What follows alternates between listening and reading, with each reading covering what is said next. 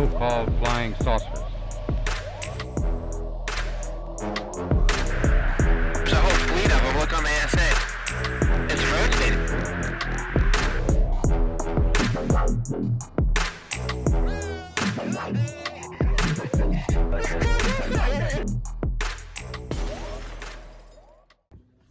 Welcome to Kill the Stigma. So today we're going to be discussing a topic that sometimes crosses my mind. I don't know if it does for you. Why do we hit a roadblock every time?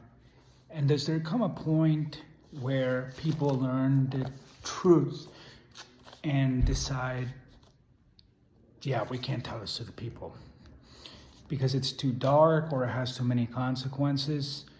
I don't know. Now, I'm going to read a quote for the book Eminent. By the way, I am not promoting Willis Hondo's book or nothing. I don't even know if he's right. I want to know if he's lying. Why? Why is he doing this? Why is he going so far?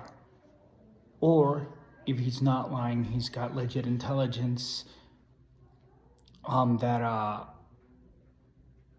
basically he's concerned and he's legit.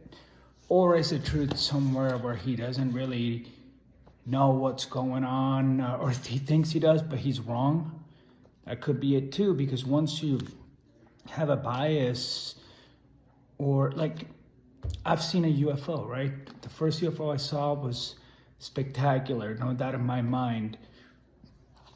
I'm easier to fall into misidentifications now because I'm looking always for a UFO. Now I know what a plane is, but I guarantee it's easier for me to fall victim to a misidentification thinking it's a UFO because I'm already a believer, right? So like, how does that play in? Or is it legit things he learned from the program? I don't know, but I'm gonna read this because this is what I want to figure out. This is where I left it last time. If another organization, by the way, let me give you the chapter, Where the Evidence Lies, chapter 13. If another organization had 80 years of information on what we were investigating, then we should have been working with them rather than in competition. We should have been working together to address the national security concerns. The existence of the Legacy program would mean there was a deep conspiracy within the U.S. government to keep the truth from U.S. citizens. Such a program will require huge resources, not only to conduct daily operations, the cost of security alone would be obscene. I later learned that the truth was far more complex and shocking than I'd imagined. Yeah, exactly. So this takes us back to the Pentagon failing the 7th audit in a row. I mean, the security alone would be obscene. Exactly. You know, I have so many questions about that because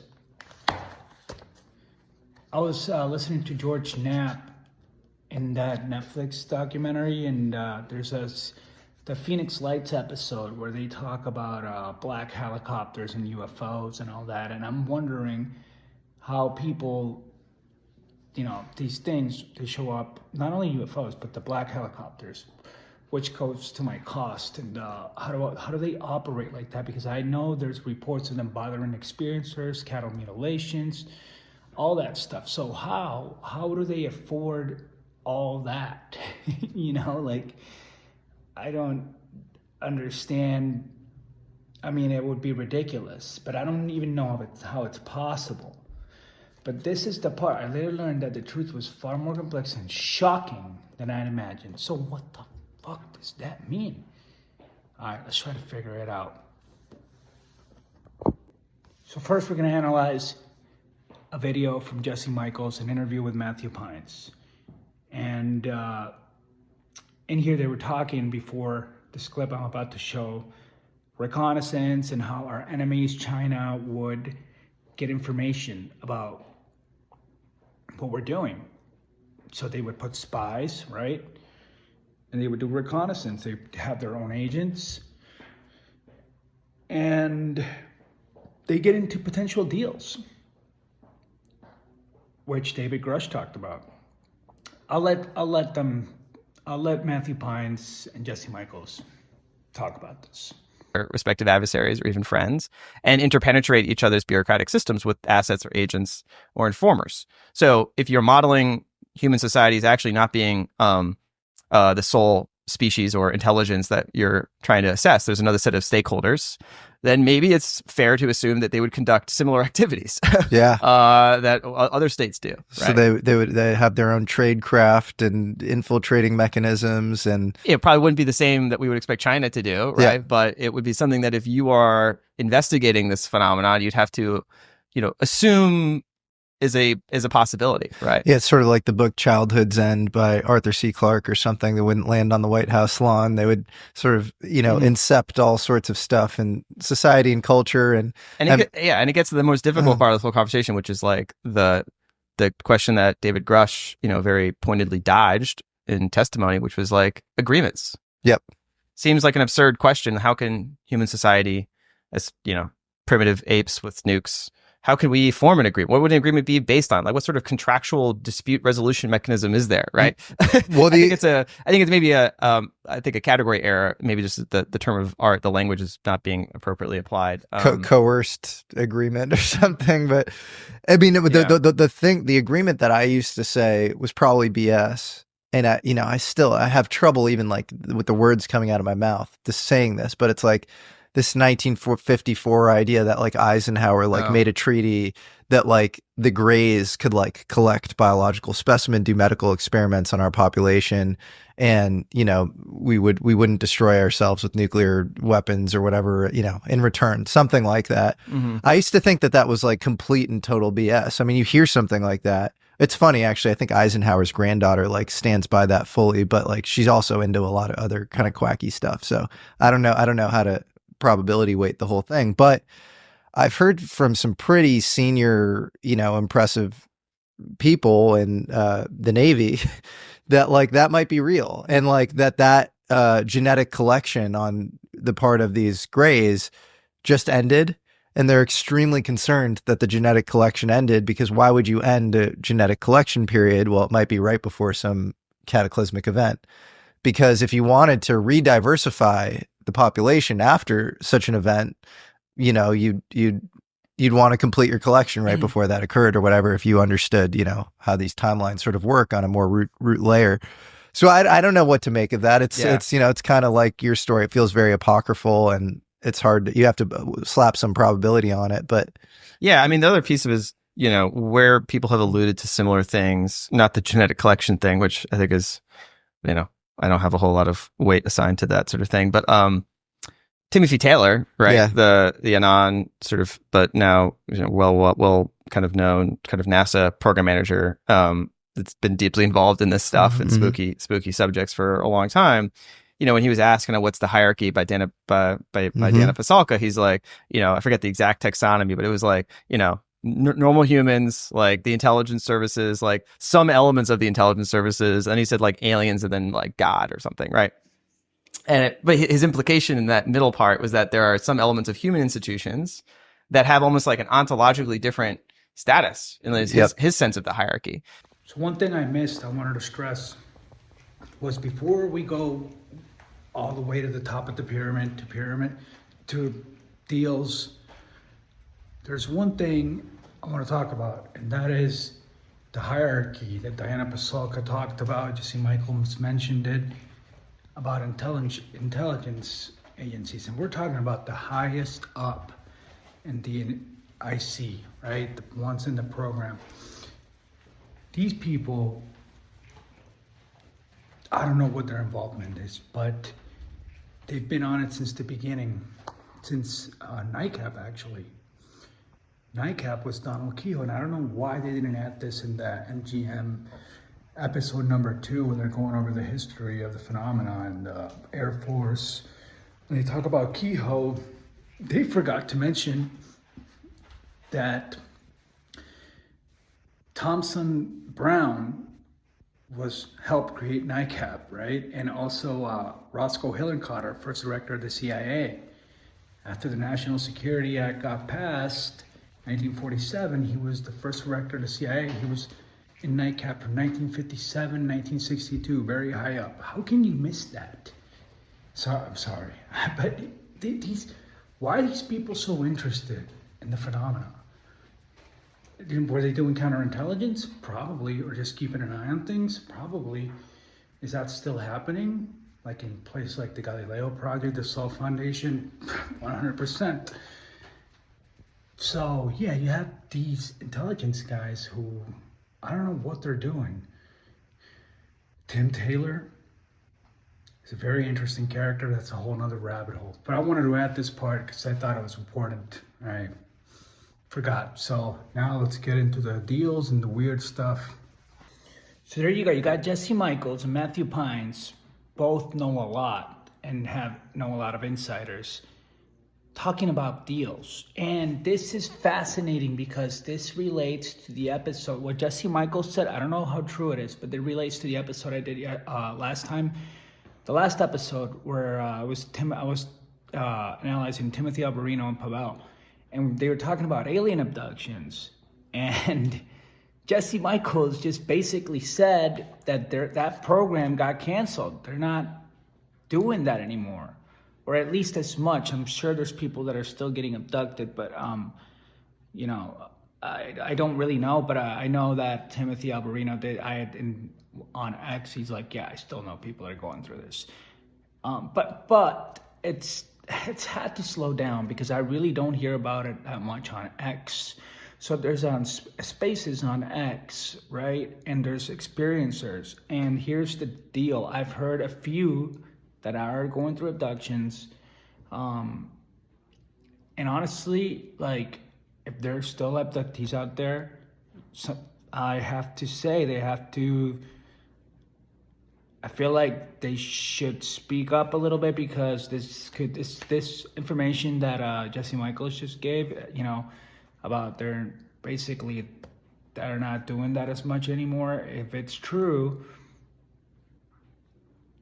not true, actually, people should speak up, abductees, because I don't hear them on X except like maybe a few. I know Fringe has spoken about it, and then you have a bunch of Melinda, but Melinda Leslie, those are all old school from the 90s and all that. I'm talking about people now. I don't know if they're just quiet because they're afraid to talk about it. There's some very personal stuff that goes on there. I don't blame them. I really don't. I mean, that's, look at Whitley Strieber and his story. I mean, but you would hear a lot of those stories more before.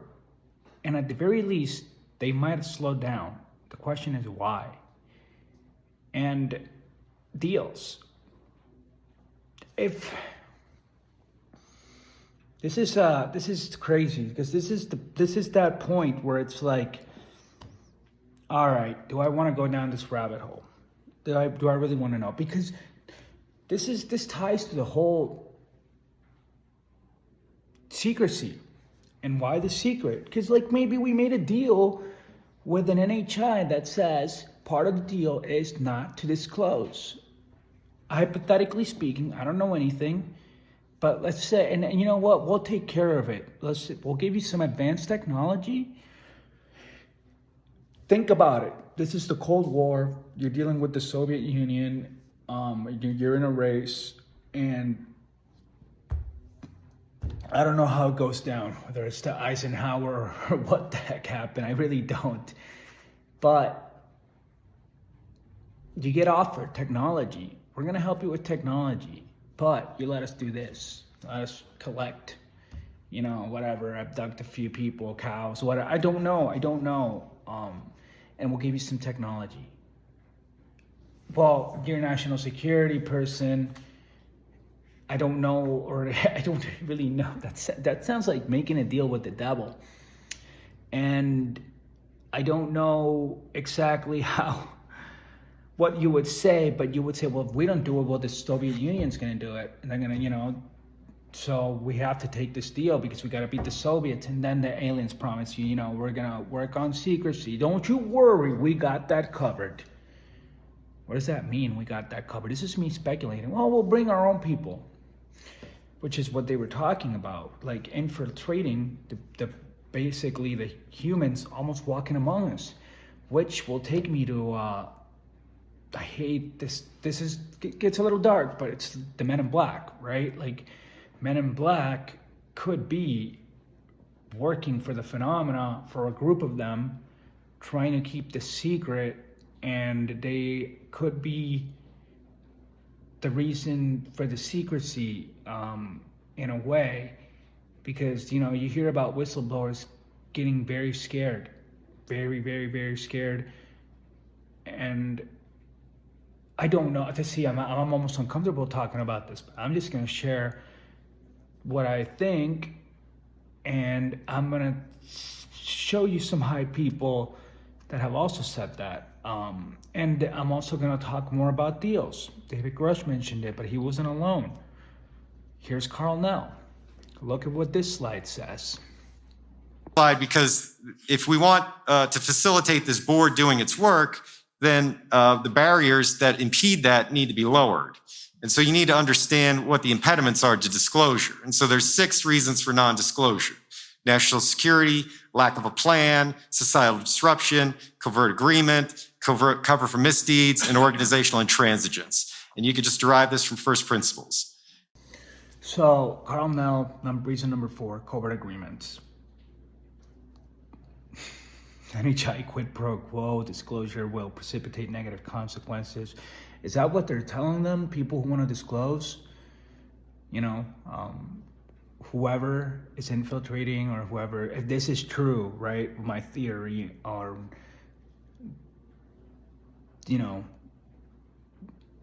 whatever, the Men in Black or whatever, is that what they're saying to these people? If you disclose, we're gonna freaking, I don't know, do something. I don't know. I'm so comfortable talking about this because I know how crazy it sounds.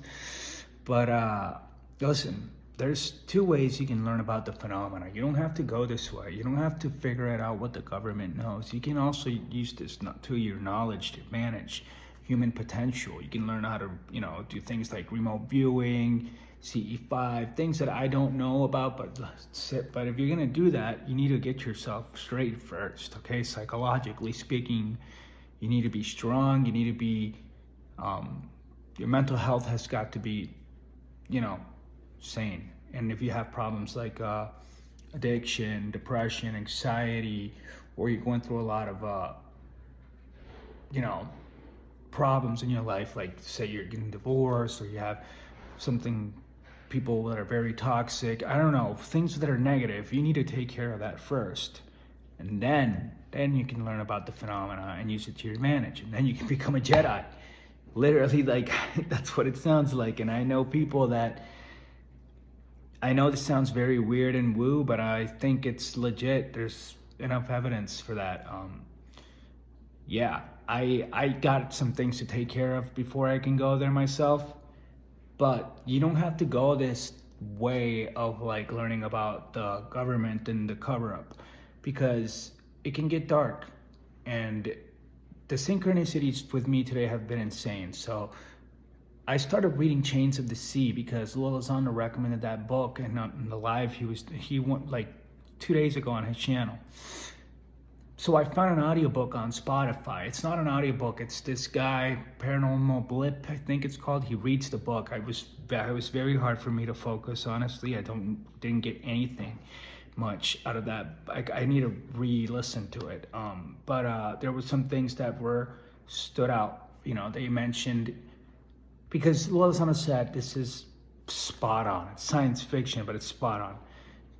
So I remember one of the things that I heard was like the executive branch has this covered. They cover it up before the White House covers it up before the White House even knows, which I thought was interesting. Then the protagonist is this kid called Tommy. I think he's like a teenager. He's getting downloads and all this, and the NHI keep telling them that the deal that they had with the government is about to expire. And they tell this, do you understand what that means? They tell Tommy. Tommy's like, no, I don't understand. And then they don't tell him. It's so frustrating. But it was like, things are going to be different now. What the hell are you saying? And then they mix AI into it, and they put AI to study the phenomena, and the AI gets fascinated by the phenomena. I don't want to spoil it. But I almost kind of did. Well, not really, but yeah, it's crazy that I started reading this, like listening to this book, and then I listened to Matthew Pines and Jesse Michaels, and they're talking about all this. So now Lou Elizondo could be hinting that this is true, this thing with deals. And yeah, but I don't know. Anyway, let's listen to Jim Samivan. Super high up in the CIA, also definitely knows what's going on. What he thinks about NHI playing a role in the secrecy. I think that the phenomenon or phenomena, however you want to look at it, are the architects of the secrecy. It's something. The answer, I don't know, but the within certain circles now, that's the discussion, is that the government may be being prevented from discussing this, or being told not to do that. Of the potential or the idea of non-human intelligences having agreements somehow with some terrestrial or government organization. I certainly think it's possible. I've had some information that said that it's actually what is going on, to a certain extent, which begs 1,000 questions, right? What did they say? What do they want? And again, are they the ones directing traffic? Right. My feeling is they are the ones directing traffic, and why wouldn't they? If they're that powerful. Wow, that's just wild. And he's right. That does raise 1,000 questions, and it's scary because it literally feels like a deal with the devil, right? And if you know about these Men in Black that I was talking about, they're kind of like, it's kind of a dark topic. It's scary. It freaks people out. I don't know how I feel about it, but I hope this is not too crazy to share. But I just thought it was the synchronicities about the whole book with the Chains of the Sea, and them talking about a deal that's about to expire, and the whole Jesse Michael, Matthew Pines, and then all of these, so it's all, I couldn't ignore this. And could this be what's going on? And why is it imminent, right? Like, is it true, right? I don't know. I don't think 2027, the thing, the whole world's gonna know. No, I don't. But I do think that we might have made a deal of some sorts, and I'd like to know, what's the deal, yo? That's it. That's all I want to know. Because that's kind of who made that deal for humanity, right? Because that's what you're doing. You took over and made a deal like you're the dad of the world. I don't know if it was ice. That's insane. And what happens if we break that deal, or if they I don't know how that would even work. But why are all these people high up pointing towards that? Why? Because that's what's interesting. I want to know why, and if it's a lie, why are they lying about it, and what I don't know. That's what I want to figure out, though. Now, back to the whole point I was making about the Men in Black and all that, and if the real ones could be like agents for whoever made that deal. And that's just my speculation. I don't know anything. But listen to this. This is another high up, James Lakatsky and Colm Kelleher, Weaponized.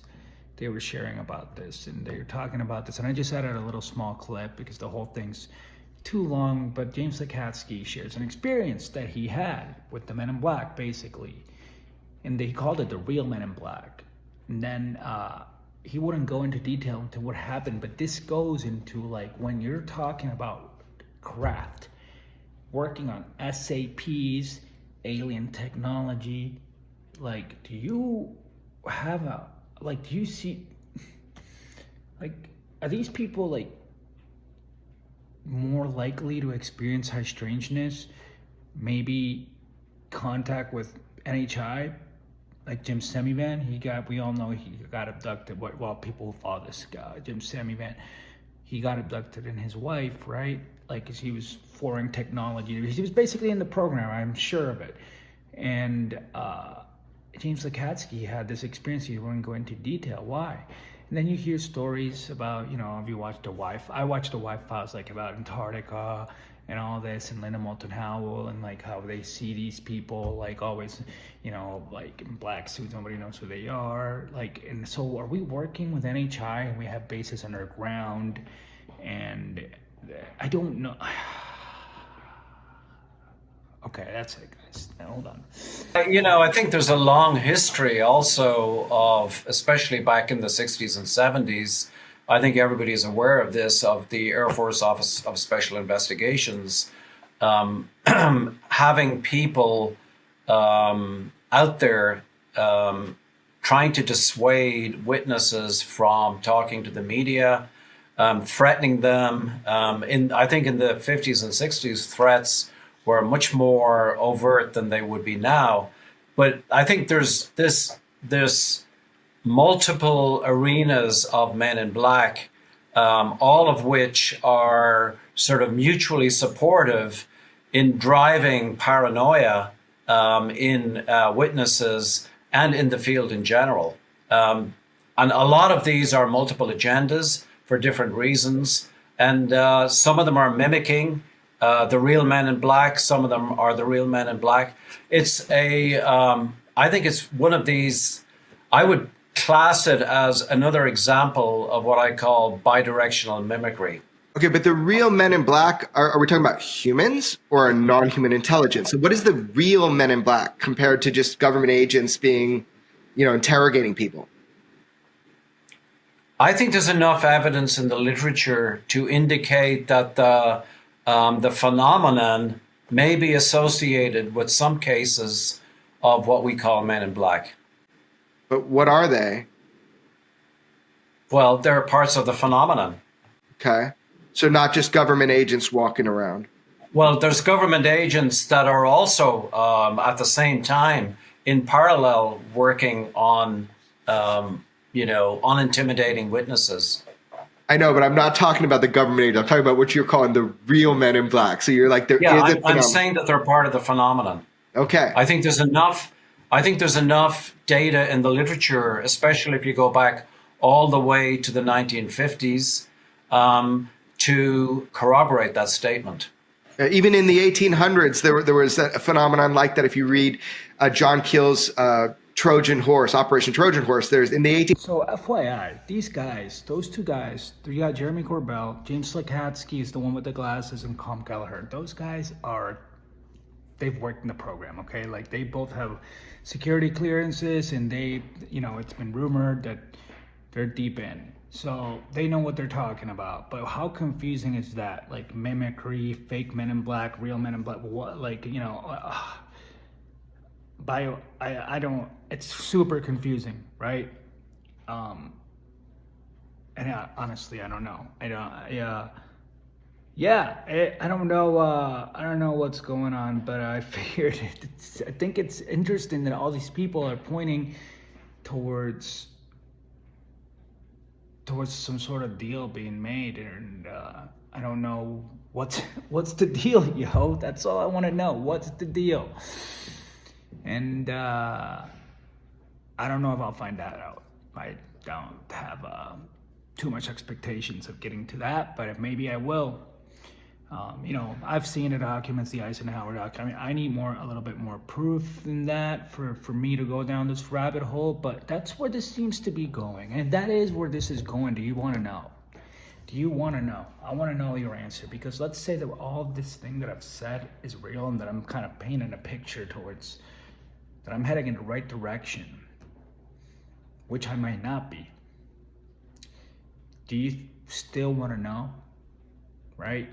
Like, because it gets pretty uncomfortable when we're talking about these topics. At least I was. I don't know if you guys realized I was very uncomfortable, but I felt like it had to be done because it's a lot of people, serious people, talking about that. And this Chains of the Sea thing blew my mind. Yeah, that's, back to the Chains of the Sea. By the way, it's Paranormal Blip on Spotify. I recommend Spotify Premium too. People who want to listen to audiobooks, there's a lot of UFO stuff in there. It's way cheaper than Audible. But anyway, yeah, I don't know. Would you guys still want to know? Like, that was so uncomfortable talking about this, right? And I might be totally wrong, but hey guys, that's all I got. By the way, I'm gonna leave the links below for all those interviews that I covered here. So yeah, hopefully give me a like, subscribe, and share if possible. Thank you.